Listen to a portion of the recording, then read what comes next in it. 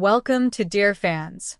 At Falcon Tech Industries, Monday mornings usually meant deadlines and coffee-fueled hustle, but this Monday was different. A mysterious figure rolled into the sleek glass lobby in a wheelchair, his sharp blue suit and calm demeanor commanding quiet curiosity. The man was Robert King, Falcon Tech Knoll, but he had no intention of announcing himself. Instead, he had made a bold decision to walk, or rather roll, into his company unnoticed to see its true colors. Meanwhile, Susan, the headstrong HR manager, strove through the office with her usual air of superiority. She wasn't one for second chances, especially not for those she deemed beneath her. Without hesitation, she spotted the man in the wheelchair and immediately approached, her voice dripping with condescension. "This area is for employees only," she snapped, but Robert's steady gaze didn't waver, and for a brief moment her words hung in the air unanswered. What Susan didn't know and couldn't imagine was that her careless assumptions were about to unravel her career in front of the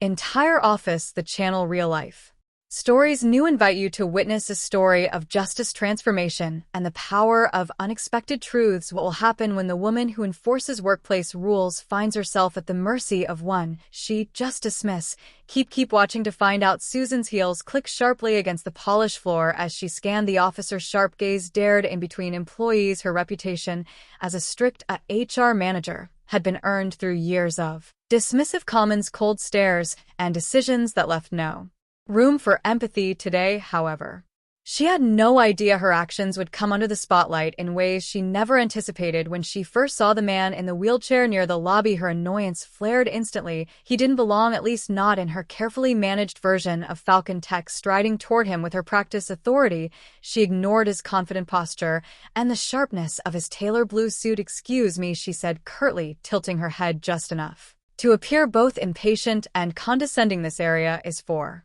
employees only. Let me help you find a way out." Robert King, cal and composed, tilted his head slightly, his gaze locked on Susan, measuring her every word and movement. "Actually," he said evenly, "I'm exactly where I need to be." The air between them grew tense, but Susan either didn't notice or didn't care. Her lips twisted into a faint, submissive smile as she crossed her arms.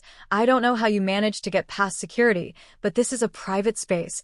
You can't just..." Before she could finish, a voice cut through the tension. "Susan, what are you doing?" Emma, the regional manager, approached in a near panic, her face pale. Unlike Susan, Emma knew exactly who this man was. She had been briefed on the CEO's unconventional plan, and the realization of what was unfolding in front of her made her stomach drop. "What am I doing?" Susan replied, her tone sharp and defensive. "I'm dealing with someone who doesn't belong here." Emma's voice cracked as she blurted, "That's Mr. Robert King. He's our new CILDO." Words landed like a thunderclap. For a moment, the bustling office seemed to freeze. Employees nearby stopped in their tracks, some whispering, others wide-eyed as they turned to watch the drama unfold. Susan's confident expression failed to replicate. By a growing paler, her arms dropped stiffly to her sides as her mind a way to process the humiliation sinking in. Robert leaned forward slightly, in his wheelchair's expression unreadable, but his presence undeniable, his voice steady and razor-sharp, cut through the silence. "It's interesting," he began, his words deliberate and calm, "how people reveal themselves when they think no one's watching. Respect isn't just a company policy, it's a necessity, and it seems you've forgotten that." Susan's hands fumbled as she tried to muster a response. I didn't mean," she stammered, her voice faltering under the weight of his unwavering gaze. But it was too late. The whispers around her grew louder, and the judgment in the eyes of her coworkers was impossible to ignore. Emma, still standing nearby, looked on with a mix of relief and dread. While Susan's arrogance had long been a source of tension in the office, witnessing her downfall so publicly was a reminder of how fragile power can be when built on fear and prejudice. As Robert addressed the gathered employees, as calm authority turned into a rallying call, "This company is built on innovation," he said, scanning the room, "but innovation means nothing without inclusivity. Discrimination of any kind will never have a place here. Change starts now." The employees erupted into applause, their faces lighting up with a renewed sense of hope. Meanwhile, Susan stood frozen, her world crumbling as the weight of her actions and their consequences became undeniable. Each moment was a reminder that the path she had taken, one paved with arrogance and disregard for others, had led her here, and there was no turning back. As the applause subsided and the room grew quiet again, Robert King took a final moment to look out at his team. Attention that had gripped the office just minutes ago had been replaced with a sense of hope and possibility.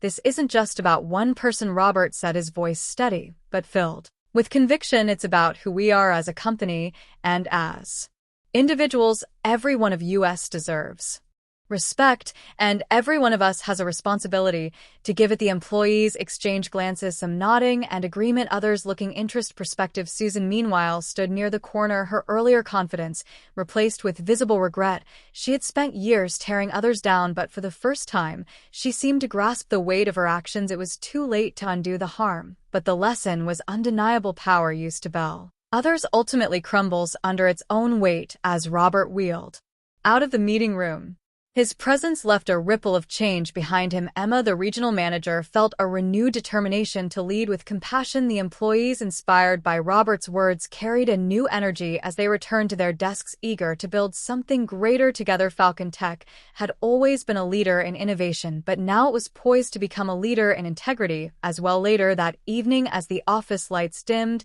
and employees packed up for the day, Robert remained in his office. His actions had sent a clear message, but his work was far from over. For Robert, creating a culture of respect wasn't about a single moment, it was about consistency day after day. The story isn't just about Falcon Tech, it's a reminder for all of us to stand up against prejudice and treat every individual with dignity, no matter their role or appearance. If you've ever seen or experienced a moment when justice prevailed, share your story in the comments below, and don't forget to like this video, share it with someone who needs to hear this message, and help real life stories new reach 10,000 subscribers. Together we can inspire change, one story at a time. Jordan Walker stood in front of Urban Lux's flagship store, clutching a plain cardboard box marked samples. Dressed in worn jeans and a hoodie, looked like just another delivery driver navigating the bustling streets of Manhattan. But inside, his heart raced, not with nerves, but with purpose. Today, Jordan wasn't just delivering samples, he was delivering a tested decision he made on impulse, yet one he hoped would reveal the truth about how his employees treated people they deemed unimportant. Stepping through the sleek glass doors, Jordan was immediately greeted by the polished interiors that symbolized the success of the luxury brand. Yet what unfolded inside wasn't the warm professionalism he had built his company on. It was a chilling glimpse of arrogance and prejudice. To sales associates Mark and Rachel barely looked at him before making biting comments, their laughter cutting through the air like a blade. "Wrong door," Mark sneered, while Rachel added with a smirk, "This isn't your kind of store." What they didn't know, the man they were mocking was their boss, and he wasn't about to. Like this video and subscribe this channel. Thank you.